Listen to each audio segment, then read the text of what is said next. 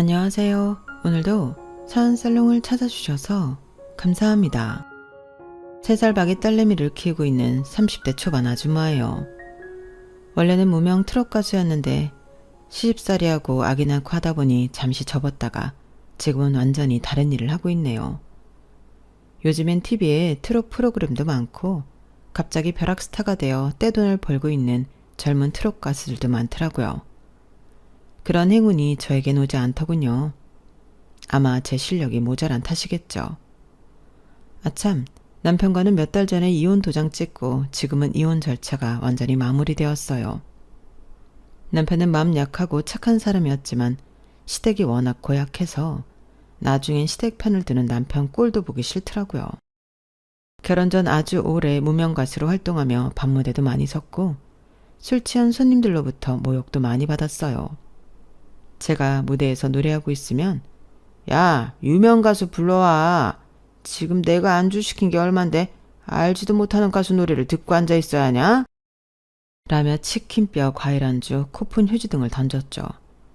무대에서 이런 모욕도 다 참아냈는데 매일 마주보고 살아야 하는 시댁으로부터 받는 무시는 못 참겠더군요. 이혼이라는 말보다 시댁으로부터 해방이라는 말이 더 맞을 것 같아요.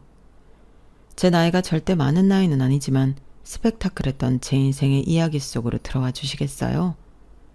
전 소위 지방 유지의 딸로 태어났어요. 저희 집이 얼마나 넓었던지 푸르른 잔디밭을 보고 공원인 줄 착각하고 무심코 들어오려는 사람도 있을 정도였으니까요. 저희 아버지 집안이 대대로 사업을 경영하셨거든요.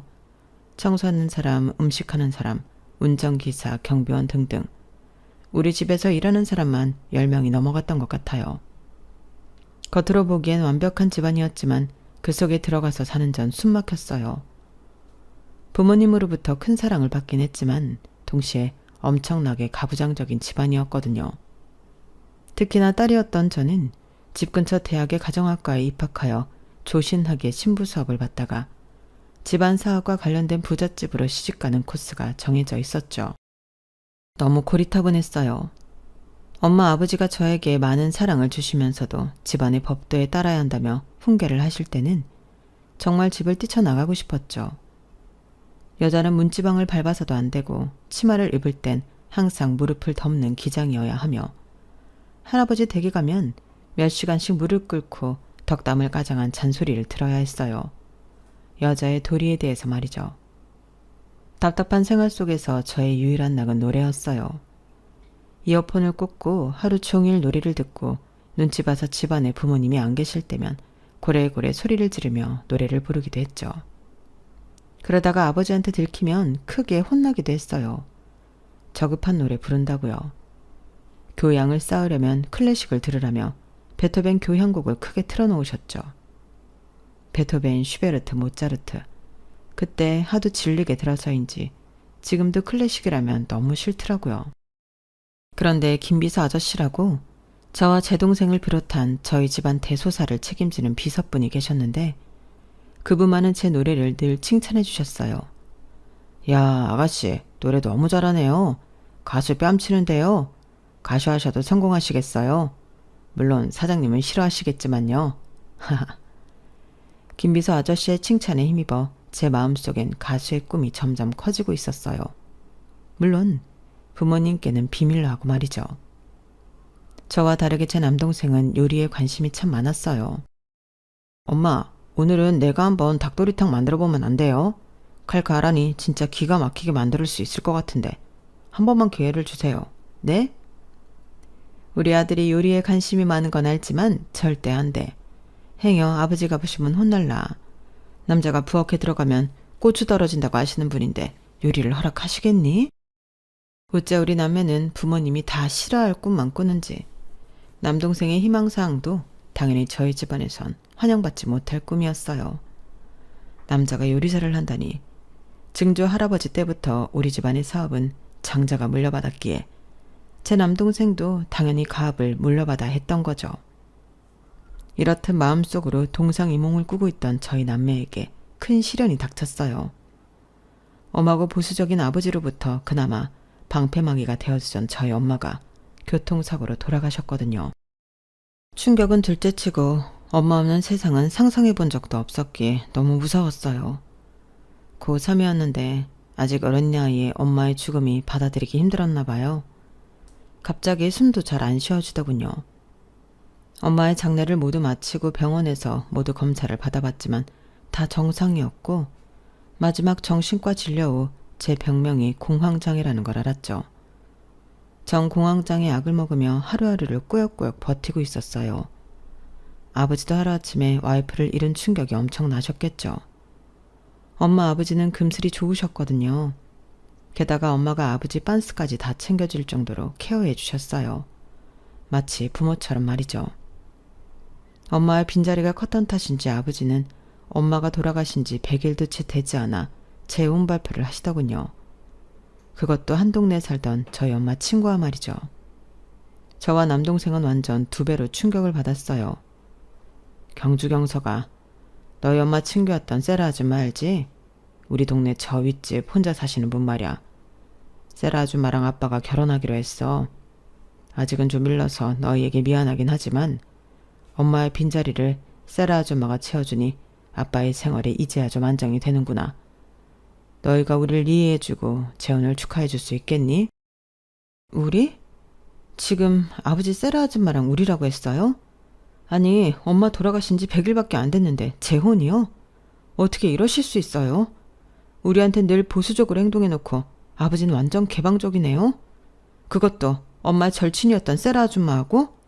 그 아줌마는 독신주의라고 해놓고 아버지랑 결혼한대요? 아버지 돈을 원하는 거 아니에요? 너희가 받았을 충격 이해해. 하지만 무슨 말을 그렇게 예의 없게 하니 경주야. 슬픔에 빠진 아빠를 위로해주다가 서로 정이 든 거야. 그냥 순수하게 받아들여주면 안 되겠니? 아버지가 그렇게 사랑꾼인지는 처음 알았네요. 우리 의사와는 상관없이 그렇게 일방적으로 재혼하신다면 저도 제 맘대로 행동할 거예요. 고등학교만 졸업하면 서울로 올라가 독립할게요. 여자 몸으로 서울로 올라가 혼자 산다고? 그건 안 된다. 이 지방 대학 가정학과 있는 곳으로 진학해서 신부 수업이나 받도록 해라. 그 세라 아줌마인지 뭔지도 혼자 사는 여자였잖아요. 난 왜 혼자 못 살아요? 여자 남자를 떠나 저도 당당하게 무수의 뿔처럼 혼자서 제 삶을 개척할 거라고요. 전 아버지한테 선언한 것처럼 고등학교 졸업 후 바로 서울로 상경했어요. 아버지는 모른 척 하셨지만 김비서 아저씨를 통해서 저한테 최소한의 생활비를 지원해 주셨죠. 그 돈으로 작은 오피스텔 하나를 얻어서 월세 내며 살 수 있었어요. 그런 의미에서 완전한 독립은 아니지만 하루빨리 가수로 성공해서 집도 사고 차도 사고 유명해지고 싶었어요. 처음엔 발라드 가수로 시작했어요. 제가 90년대 발라드 노래들을 너무 좋아했고 많이 따라 불렀거든요. 자신 있었죠. 그런데 대한민국엔 노래 잘하는 사람이 차고 넘치더군요. 소속사 오디션에선 번번이 낙방했고 한 100번의 오디션을 걸쳐 아주 조그만 소속사에 들어갈 수 있었어요. 하지만 그마저 제게 발라드 가수로서 앨범 낼 기회를 주진 않더군요. 네 목소리에선 약간 뽕삘이 나. 경주씨, 이참에 트로트 가수로 전향해보지 않겠어? 요즘 젊은 트로트 가수들이 얼마나 많아. 만일 그쪽으로 방향 틀면 내가 바로 앨범 내주지. 갑자기 트로트요? 그쪽 장르는 생각해본 적이 없는데 한번 연습이나 해볼게요. 제가 원하던 장르는 아니었지만 막상 이곡저곡 트로트 노래들을 불러보니 신나기도 하고 구슬프기도 하고 자신감이 붙더군요. 소속사 사장님 말씀처럼 제 목소리에 트로트가 더 어울리는 것 같아 전 방향을 완전히 성인가요 쪽으로 틀었죠. 그랬더니 무명이었음에도 불구하고 잔잔바리 행사들이 더욱 많이 들어오기도 했어요. 물론 주로 밤무대 행사였지만 그래도 이게 어디냐 싶어 감사하며 충실히 임했던 것 같네요. 어느 날인가 작은 기업 행사에 초대받아 갔어요. 가족들이 주축이 되어 운영하는 완전히 소기업이었는데 어깨 넘어 듣기로는 알짜배기 회사라더군요. 귀빈석엔 거의 가족분들이 앉아 계시는 것 같았어요. 그곳 행사에선 안무까지 쳐가며 엄청 신나는 노래를 불렀는데 반응은 뚱했습니다. 민망할 정도로요. 하지만 딱 한 사람, 그 집안 아들로 보이는 젊은 남자가 굉장히 호응이 좋더군요.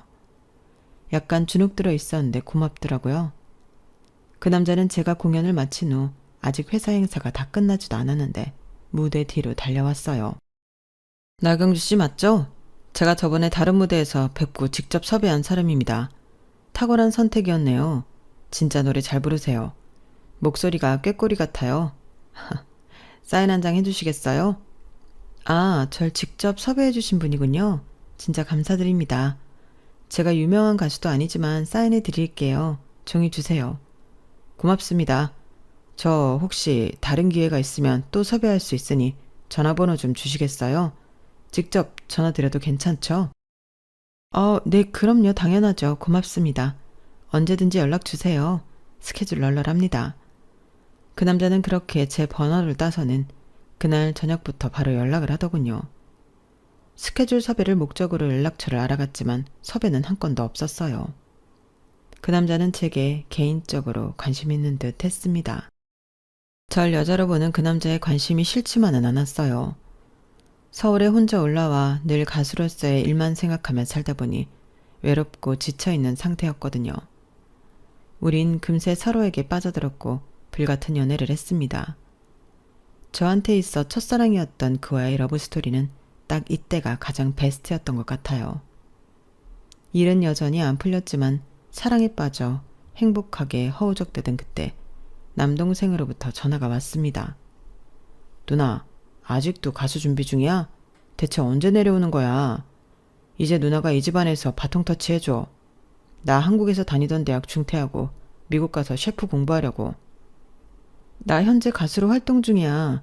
트로트 가수로 말이야. 아직 유명하지 않아서 밤무대 위주로 뛰고 있지만 너도 언젠간 TV에서 내 얼굴을 보게 될 거야. 근데 너 아버지 회사에서 일 안 하고 셰프 된다고? 아버지가 허락하셨어? 당연히 허락 안 하셨지. 그러니 집 나간 누나가 다시 집으로 들어와서 완충제 역할을 좀 해줘. 누나가 이 집안 사업을 이으라고. 누난 대장부 스타일이니 분명 사업도 잘할 거야. 누나라도 안 오면 아버지 불호령 떨어지시고 내 미국행은 수포로 돌아갈 수도 있으니 얼른 와줘. 보수적인 우리 집안에서 여자인 내게 사업을 맡기실까? 그리고 난 가수로 성공할 거야. 서울에서 내 꿈을 응원해주는 남자친구도 만났어. 이제 성공할 일만 남았다고. 얼마 후 아직 연락이 닿는 김비서 아저씨로부터 들으니 남동생은 쪽지 한 장을 남긴 채 호련히 미국행을 택했다더군요. 저희 남매가 집을 떠나버리니 아버지는 화내시기보단 쓸쓸해하셨다고 하더라고요. 마음 한켠으론 참 죄송했습니다. 제가 남친과 사귄 지 어느덧 5년여가 흐르고 남친은 슬슬 결혼 얘기를 꺼내기 시작했어요. 저도 30을 바라보고 있는 나이라 결혼 생각이 들긴 하더군요. 가수로서의 일도 계속 잘 안 풀렸던 시기거든요. 심지어 저와 함께 무명 가수 생활을 했던 트로트 가수들이 TV에 나와 승승장구하는 모습을 보며 부럽기도 하고 자괴감에 빠지기도 했어요. 그러던 차에 남친과의 사이에서 덜컥 아이가 생겨버렸어요. 이걸 어쩌지? 결혼도 안 한 처녀가 임신이라니. 보수적인 우리 아버지한테 들키면 날 진짜 호적에서 파버릴 텐데. 누가 들으면 비웃겠지만 임신 사실을 알고 제가 첫 번째로 한 걱정이 바로 이거였어요. 하도 보수적인 집안에서 자라다 보니 남의 시선이 가장 걱정이더군요. 두 번째로는 아직 남친 집안에 인사도 제대로 안 드렸는데 덜컥 임신부터 했다고 하면 욕먹을 것 같았어요. 어쨌든 남친과 이 사실을 공유했죠. 자기야, 나 임신이래. 어쩜 좋아? 아직 자기 집 가족분들한테 내 얘기 안 꺼냈다며. 경주야, 임신이라고? 나한테 아기가 생긴 거야? 우리 집에 다 말씀드릴게. 아기가 생긴 것도 말이야. 잠깐만 기다려. 당장 말씀드리고 다시 자기한테 전화 줄게. 우리 부모님도 좋아하실 거야. 아참, 남친한테는 저희 집안이 괜찮게 산다는 얘기를 전혀 안 했어요. 듣자 하니 저희 집이나 남친 집이나 같은 직종의 사업인 것 같더라고요. 이 직업군이 되게 좁은 곳이라 한 다리 건너 다 아는 사람이거든요. 어머니는 돌아가시고 평범하게 사시는 아버지랑은 연락 끊고 지낸다고 했죠. 전 좁은 오피스텔에 혼자 생활하며 늘 아껴 쓰며 살고 있으니 어지간히 못 사는 집안 딸인가 보다 했을 거예요. 실제로 아버지랑은 사이가 틀어져 연락을 한참 동안 안 하고 지냈고 김비서 아저씨를 통해 살짝씩 보조받고 지내는 게 다였어요. 가수로 성공하기 전까진 집에 절대 돌아가지 않으리라 하고 다짐했던 저였기에 잘 사는 우리 집안 덕볼 생각은 추워도 없었죠. 저의 존재와 임신했다는 사실에 대해 가족들한테 얘기하고 연락 준다는 남친에겐 통 연락이 없었어요. 못 기다리고 제가 다시 전화해봤죠. 자기야, 왜 다시 연락 안 했어? 혹시 가족분들이 싫어하셔? 결혼 얘기도 꺼내봤어? 반대하시는 거 아냐? 우리 집안이 꽤 보수적인 집안이라 가수라는 말에 노발대발하시네. 하지만 난 가족들이 반대해도 상관없어. 이제 자기랑 뱃속에 있는 우리 아기가 내 식구고 가족이니 내가 지킬 거야. 아, 하긴 내가 TV에 나오는 유명한 가수도 아닌데 싫어하실 수도 있지. 이해해. 근데 덜컥 임신해버려서 어떡하나? 아, 조심 좀 할걸. 신경 쓰지 마, 경주아. 내가 다 알아서 할 테니. 자기는 몸조리나 잘하고 있어. 반대하든 말든 끝까지 밀어붙일 거야. 남친은 본인 말대로 일단 혼인신고부터 밀어붙이더군요. 우리는 혼인신고 후 구청에서 주는 혼인신고 접수증을 들고 바로 남친 집으로 향했습니다. 엄마, 아빠, 이것 보세요. 저 경주랑 혼인신고부터 했어요. 이제 정식 부부예요. 저희를 인정해주세요. 남친의 엄마, 아빠, 여동생까지 눈이 휘둥그레지며 뛰쳐나오더군요. 일단 남친 엄마가 우리를 향해 소리쳤어요. 뭐? 넌 미쳤냐? 저런 딴딴한 년을 며느리로 들이란 말이냐? 우린 대대로 교양 있는 기업가 집안이다. 우리 회사 행사에서 춤추며 노래하던 여자라며? 아, 그때 클래식 행사나 진행할걸. 왜 저런 여자를 가수라고 불러가지고. 내 저 여자의 TV 나오는 거 단 한 번을 못 봤는데 저런 것도 가수라고 원? 남친 아빠도 한마디 거들더군요. 저딴 계집애랑 진짜 결혼해서 살 거면 너한테 이 회사 안 물려준다. 아빠 엄마가 딱 3년만 회사 경영하고 너한테 다 맡기고 우린 전원주택 내려가서 산다고 했잖냐. 가뜩이나 요즘 경기도 안 좋은데 회사에 자금이라도 될 수 있는 집안 딸내미를 데려와다 시원찮을 판에 뭐? 딴따라? 무명 트로트 가수? 지금 장난하냐 너? 결혼이 장난이야? 우리 사업 말아 먹을 거냐고. 엄마, 아빠, 경주 임신 극초기이니 심한 말씀 삼가주세요. 우리 애기가 듣겠어요. 경주랑 결혼한다고 우리 사업이 왜 망해요? 우리가 무슨 재벌기업도 아닌데 꼭 홈맥 찾아서 대릴사이처럼 팔려가야 해요? 결혼이 비즈니스인가요? 이미 혼인신고했으니 되돌릴 수 없어요. 저도 가만히 있을 수 없어 한마디 걷었어요. 어머님, 아버님, 초면에 신뢰가 많습니다. 이미 일이 이렇게 다 진행된 후에 결혼 말씀드려 죄송하지만 수영 씨와 오래된 인연이고 아기까지 생긴 마당에 어찌할 수 없으니 이해해 주세요. 그리고 가수는 오래된 저의 꿈이에요. 비록 무명이지만 딴따라라고 비하하지 마세요. 돈이 전부인가요? 수영 씨와 행복하게 살 겁니다. 허락해 주세요. 옆에서 안 입고 온 표정으로 듣고 있던 남친 여동생도 한마디 하더군요. 아니, 젊은 여자가 얼마나 나대고 오빠한테 꼬리를 쳤으면 울 오빠가 저렇게 눈을 희번떡거리며 엄마 아빠한테 대들까? 당신 대체 울 오빠를 어떻게 구워 삶은 거야? 임신 공격해도 유분수지. 아, 우리 집안에 졌던 여자가 들어오다니 재수가 없으려니? 뭐가 어째요? 초면에 말이 너무 심하시네요. 지금은 아버지랑 연 끊고 살고 있습니다만 저도 교육 잘 받고 자란 사람이에요. 누가 누굴 꼬셔요. 먼저 연락받아서 적극적으로 구해야 한 건 당신 오빠라고요. 앞으로 한 식구 될 사람한테 말 좀 가려하세요. 저도 가만히만 있지 않고 큰소리치니 남친 부모님들도 더 이상 크게 야단치진 않더군요. 저 망할 아들놈이 이미 임신이며 혼인신고까지 사고를 쳐놨으니 뒷수습은 부모 몫이지 뭐. 하지만 당분간 친척 어른들께는 비밀로 해라. 별로 알리고 싶은 며느리감도 아니니 다들 비웃으실라. 김수영, 니놈이 진정 저 여자애랑 결혼해서 살 거면 우리 집 지하방에 신혼살림 차리고 살아라. 딱 3년만 버티면 그때 인정해주마. 그때까지 누가 애기나 한번 보자고. 그때인 시아버지의 그런 말이 대체 무슨 말인지 이해가 안 됐어요. 하지만 시댁 지하방에서 진짜 3년을 버티는데 몸에서 사리가 나올 것 같더군요. 지금도 시댁 신혼방이었던 지하로 내려가는 계단을 생각하면 마치 지옥으로 가는 길같이 느껴져요. 가끔 악몽을 꿀 때는 꼭 그 계단이 나오더군요. 그래, 3년만 버티자. 그럼 시댁에서도 인정해 주시겠지. 그때까진 우리 아버지한테도 비밀로 하자. 어차피 인연 끊고 살고 있는데 가수로 성공한 것도 아니고 속도 위반으로 임신한 날 보면 더더욱 실망하실 거야. 이런 마음에 아버지한테도 혼인신고며 혼전 임신 사실을 말씀 안 드렸어요. 그때까지 연락하던 김비서 아저씨에게만 살짝 알려드렸죠. 김비서 아저씨, 저 경주예요. 지금껏 용돈 보내주신 거 감사해요. 저 남자친구랑 혼인신고하고 시댁에서 같이 살고 있어요. 임신도 했고요. 아, 정말요? 아가씨 축하드립니다. 매번 아가씨한테 보내드리는 용돈은 사장님께서 보내주신 거예요. 저한테 거부하지 않으셔도 됩니다. 안 그래도 제가 먼저 연락드리려 했어요. 저 이런 말씀 좀 그렇지만 제가 퇴사해서 다른 조그만 회사 임원으로 들어갔어요. 여기서 제 역할이 더 클 것 같아서요. 이제 아가씨와 연락 못할 것 같네요. 어머, 진짜요? 김비서 아저씨 능력 있으신 분이라 그 회사에서 픽업되셨군요. 축하드려요. 지금껏 절 많이 도와주셔서 감사드리고요. 나중에 기회 되면 한번 봬요. 제가 한턱 쏠게요. 어렸을 때부터 제 꿈을 지지해주던 키다리 아저씨 같은 김비서 아저씨와의 연락은 그게 마지막이었어요.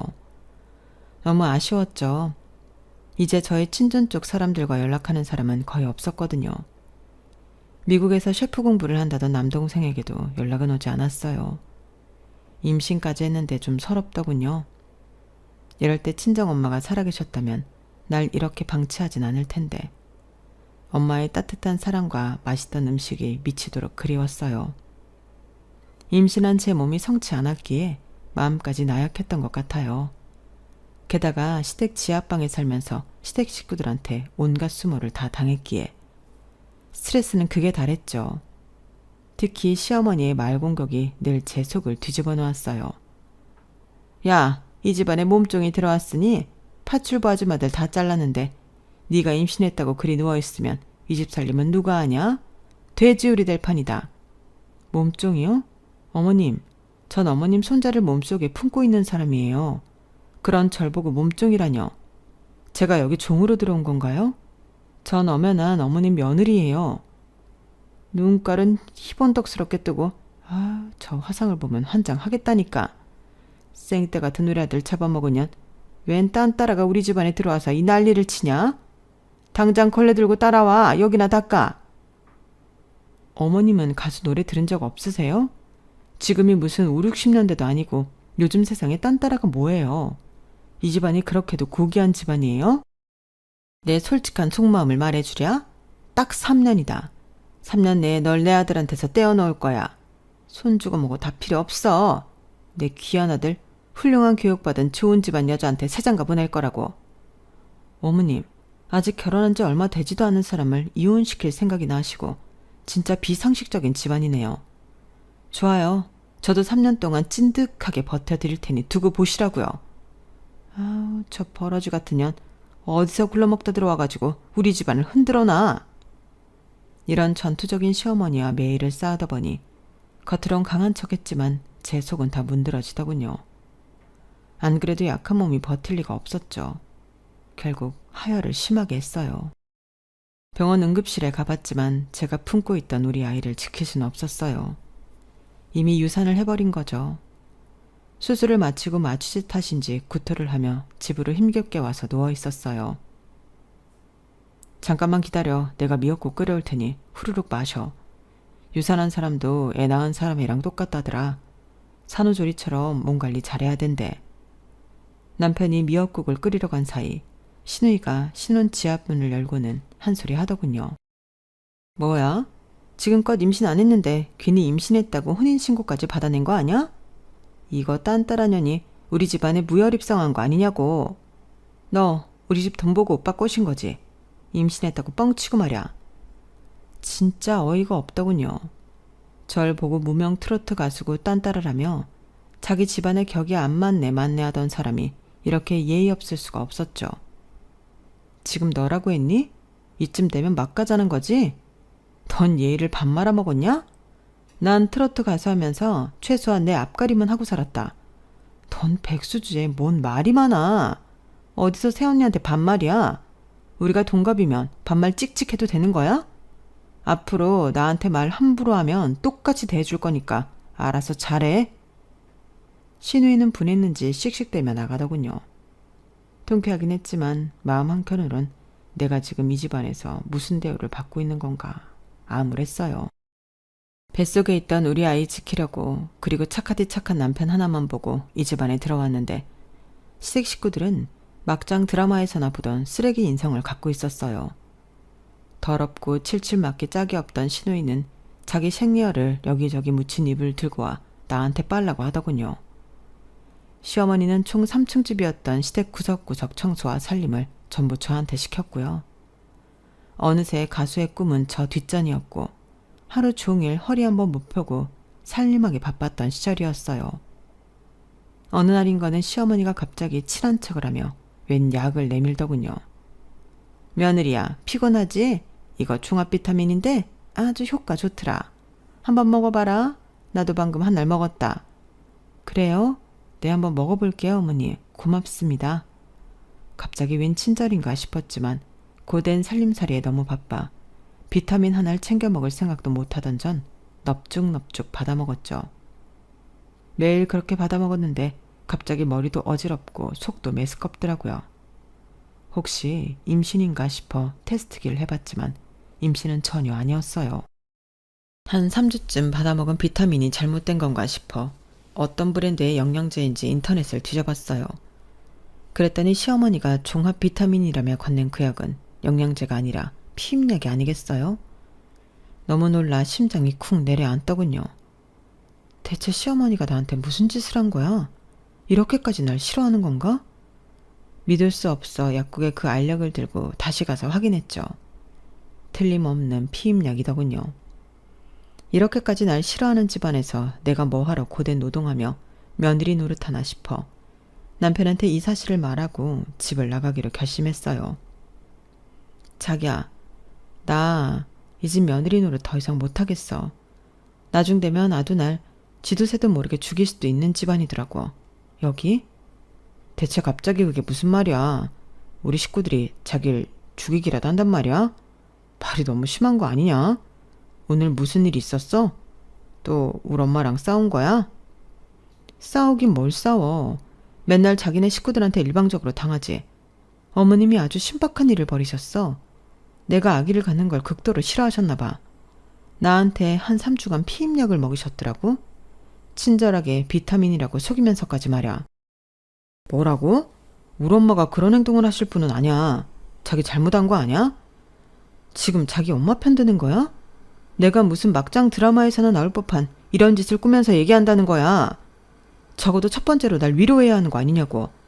난 완전 테러를 당한 거라고. 다 필요 없고 이렇게는 못 살아. 더 이상 이 집안에 발붙이고 싶지 않아. 내가 무슨 기생충도 아니고 대저택의 지하방에 숨어 살아야 해? 나 집 나갈 거야. 끊어.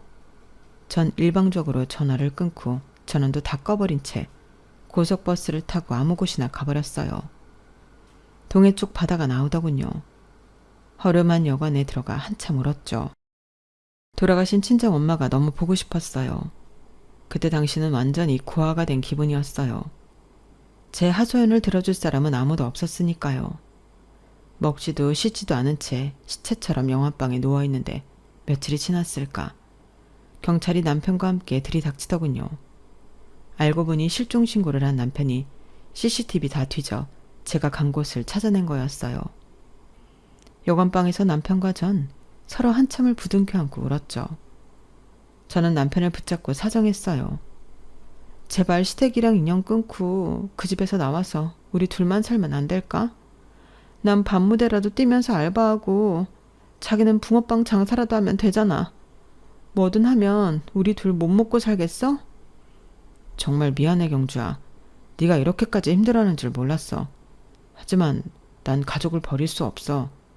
더군다나 요즘엔 경기가 안 좋아서 회사 사정도 같이 무너지고 있어. 경영 일선에 능력 있는 외부 인사도 영입하고 최대한 총력을 기울이고 있다고. 지금 내가 회사 나오면 우리 가족 다 망해버릴지도 몰라. 조금만 참아줘. 정말 미안해. 바보같이 남편과의 인연을 그때 딱 떼내고 저 혼자 그 여관방을 나와 무명 가수 생활이라도 계속하면서 살았어야 했는데 그놈의 정이 뭔지 다시 그 지옥 같은 시댁으로 들어가고 말았네요. 1년 후 전 다시 임신을 했고 건강하게 딸아이를 출산했어요. 그때쯤 신우이도 집안에서 정해준 남자와 선을 보고 결혼을 해서 아들을 출산했죠. 야 며느리야, 네가 뭔데 이 주에 350만 원짜리 산후조리원에 들어간다는 거냐? 집안 거덜내려고 작정했냐? 겨우 딸 하나 낳아놓고 몇백만 원짜리 호화로운 산후조리를 하겠다는 거냐? 안 돼. 서울 외곽에 이 주에 150만 원짜리 하나 있더라. 거기 들어가라. 어머님, 제가 모아놓은 돈으로 산후조리 하겠다는데 무슨 상관이세요? 그리고 요즘 산후조리원 비용 다 저 정도 해요. 돈 아끼겠다고 무슨 서울 외곽까지 가나요?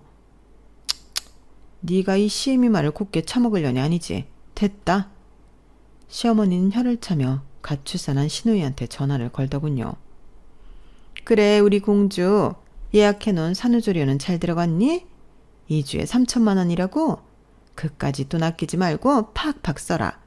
떡두꺼비 같은 아들 낳느라 고생했는데 우리 공주는 충분히 그럴 자격 있지.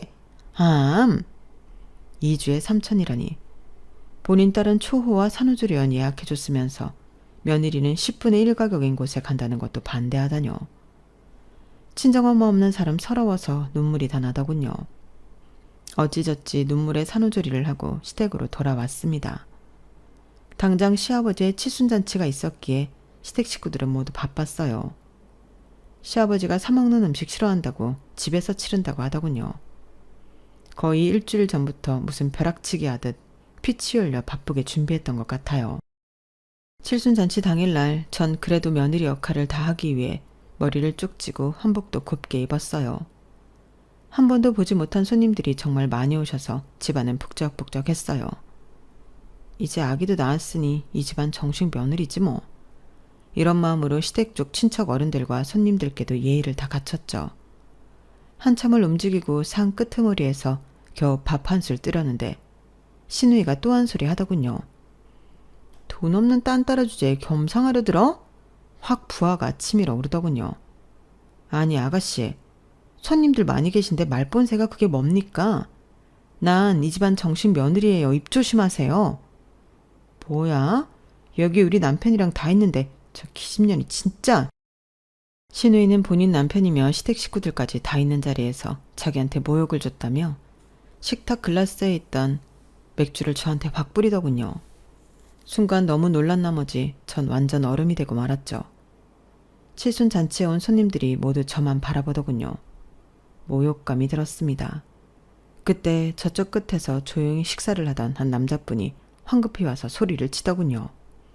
아가씨, 왜 여기 계세요? 이 집안에 시집 오신 거예요? 저예요, 김비서. 바로 김비서 아저씨였어요. 아저씨는 저한테 맥주를 뿌린 신우이를 비롯한 시댁 식구들에게 경고하듯 말했어요. 이분이 누군 줄 알고 이러시는 거예요? 이분한테 잘못 보이면 우리 회사 거덜납니다. 당장 사과하세요. 시어머니가 궁금한지 김비서 아저씨한테 되묻더군요. 응? 김 이사님, 우리 며느리는 그냥 무명 트로트 가수예요. 뭘 대단한 사람이라고 감싸고 돕니까? 친정하고도 척지고 온 싸가지 없는 애라고요. 돈도 한 푼 없는 여자애가 뭐 무서울 게 있다고 난리예요? 지금 이 회사를 차지우지하는 가장 큰 기업이 어딘 줄 잘 아시죠? 우리 회사 목숨줄 쥐고 있는 기업 말이에요. 나경주 아가씨는 그 기업 맏딸이세요. 그 기업 사장님이 본인 딸이 이 집안에서 이런 대우받고 있다는 사실 아시면 지금 회사 당장 엎어버리실 겁니다. 그러고도 남으실 분이라고요. 아무리 이쪽 분야가 좁다 한들 우리 친정기업이 이렇게 막강한 힘을 가지고 있는 줄은 몰랐습니다. 시댁 회사를 엎어버릴 수도 있다? 그럼 저 사람들 코를 납작하게 해줄 수도 있다는 건가? 그래, 지금껏 날 모욕 준 저 사람들 다 망하게 해버리자. 저 인간들은 사람이 아니다. 짐승보다 못한 존재들이다. 전 복수심에 불타올랐어요. 남편이고 뭐고 보이질 않더군요. 어차피 아이는 제가 키우면 되니 당장 그 집안을 뛰쳐나오고 싶었죠. 김비서 아저씨, 나 이제 이 집안 며느리 그만할 거예요. 걱정 마세요, 아저씨. 다시 우리 아빠가 운영하는 기업으로 들어오세요. 제가 아버지께 잘 말씀드려 놓을게요. 어차피 여기 코딱지만한 회사는 수일 내로 망할 테니. 아니, 그게 무슨 말이냐, 며느리야? 우리 회사가 곧 망하다니. 친정아버지께 우리 회사에 대해 안 좋게라도 말하겠다는 거냐? 역시 잘 아시네요. 안 좋게 말할 것도 없이 그냥 사실대로 말할 거예요. 남편한테 어깨너머로 들어서 이 회사가 얼마나 부실한지, 뒷구녕으로 얼마나 돈을 빼들고 있는지 다 알고 있거든요. 게다가 오너 일가가 얼마나 못돼 처먹었는지, 돈 없는 딴따라라며 날 사람 취급도 안 한 것들 얘기하면 저희 친정아버지가 다 알아서 처리하시겠죠? 하가, 며느리야, 이 시애미가 이렇게 무릎 꿇고 비는 거 보이지? 내 싹싹 빌게. 절대 친정아버지한테 안 좋게 말하지 말려무나. 우리 손녀딸을 봐서라도 아빠 집안이 승승장구하는 게 좋지 않겠니? 아니요. 돈은 우리 친정이 한 100배는 더 많을 듯요. 내 딸은 내가 데려가서 키우면 돼요. 남동생마저 미국으로 유학 간 탓에 기업 이어받을 사람 없다고 걱정이신데 마침 잘 됐네요. 내가 이 회사 정리작업 직접 진두지휘 해드리죠. 새언니, 우리 가족 돈 다 이 조그만 회사에 몰빵해 있는데 집안 사업 망하면 내 친정 다 망해요. 진짜 미안해요. 내가 너무 까불어댔죠? 새언니랑 동갑이라 편해서 그런 거예요. 앞으로 절 친구처럼 여겨주면 안 될까요? 저도 엄마랑 같이 이렇게 싹싹 빌잖아요. 제발 용서해주세요. 뭐? 친구? 내가 미쳤냐? 너 같은 사이코패스랑 친구하게? 니네 시댁도 이 집안 사업이랑 연관돼 있다고 했지? 아주 경사났네. 싹 다 같이 망하게 해줄 테니 기대하고 있으렴. 이 싸가지 없는 거사. 얼른 시댁 지하방으로 내려가 아기 용품만 몇 개 챙겨 집을 나섰어요. 마당까지 남편이 버선발로 뛰어와 제 다리를 잡고 못 가게 막더군요. 그 순간은 눈물 콧물 흘리는 남편도 다 꼴 보기 싫었어요. 예언 서류 보내면 잘만 말고 당장 도장 찍어. 앞으로 변호사 통해서만 연락해. 아님 우리 딸 영영 못 볼 줄 알아. 김비서 아저씨가 본인 차로 저희 모녀를 친정집까지 데려다 주었어요. 그리고 친정 아버지께 그동안의 일을 말씀드릴 때도 옆에 계셔주셨고요. 김비서 아저씨는 다시 우리 친정기업에 임원으로 복직하여 지금도 열일하고 계십니다. 그 후로 벌써 3년이란 시간이 흘렀네요. 그 사이 전 남편의 회사는 처참히 무너졌어요. 꼭 저희 친전 쪽 영향이 아니었어도 워낙 부실한 회사였기에 언젠간 망할 곳이었죠. 신의 시댁 쪽 사업도 망해 다들 쪽박차는 거짓 신세가 됐다고 하네요. 그러거나 말거나 신경도 쓰기 싫습니다. 친정아버지는 저와 제 딸을 사랑으로 받아주셨고 저에게 가업 승계를 권하셨어요. 전 지방대학에서 경영대학원을 다니며 공부도 하고 실제 회사 일도 해보며 감을 익히고 있답니다. 아버지는 제가 트로트 가수로서 못다 이룬 꿈을 이젠 안타까워 하시더라고요. 보수적인 친정아버지의 변화가 놀라웠어요. 그런 변화를 이끌어내준 새어머니의 노력에 감사를 표하기도 했죠. TV에 나오는 유명 가수가 되고 싶었지만 이젠 셰프로 성공한 남동생이 TV에 더 많이 나오더군요. 행복한 동생의 모습을 보니 저도 덩달아 행복해지더라고요. 여러분은 어떤 꿈이 있으신가요? 끝까지 가보지 못하고 중도하차한 제가 드릴 말씀은 아니지만 어느 정도 가능성이 보이면 끝까지 밀어붙여 보셨으면 좋겠어요. 나중에 후회 없게 말이죠. 항상 행복하세요. 여러분, 사연 댓글에 응원과 현명한 조언 부탁드려요. 좋아요와 구독은 저에게 큰 힘이 됩니다. 오늘도 좋은 일 가득하세요.